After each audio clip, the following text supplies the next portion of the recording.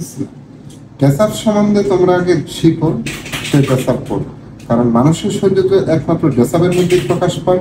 Dress আপে তার সৌন্দর্য বাড়াই দিতে পারে এবং ড্রেস আপই তার সৌন্দর্যকে নষ্ট করে দিতে পারে। ড্রেস আপ সম্বন্ধে তোমরা আগে প্র্যাকটিক্যালি বুঝো কোন শরীরের কোন গঠনের জন্য কোন কালার কতটা লং কতটা শর্ট, ঠিক আছে? এই ধরনের ড্রেসআপের ব্যাপারে যদি অভিজ্ঞতা না থাকে, কোন ড্রেসআপ পরে তোমার শরীরকে বাড়ায় দিবে আর কোন ড্রেসআপ পরে তোমার শরীরকে নষ্ট করে দিবে, এই ড্রেসআপ সম্বন্ধে তোমাকে বুঝতে হবে। ড্রেসআপ সম্বন্ধে একটা স্কুল খুলাচ্ছি, ওই ড্রেসআপে স্কুলে স্টুডেন্ট লাগবে, তারপরে শিক্ষক লাগবে, কিছু মহিলা শিক্ষক, কিছু পুরুষ শিক্ষক, কিছু মহিলা ছাত্রী, কিছু পুরুষ ছাত্র, ঠিক?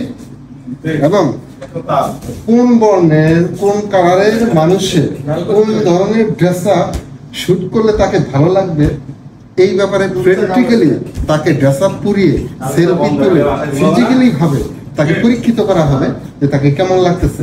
এবং এই ড্রেস আপের উপর দৈনিক 2 ঘন্টা ফিজিক্যালি ক্লাস হবে, ঠিক?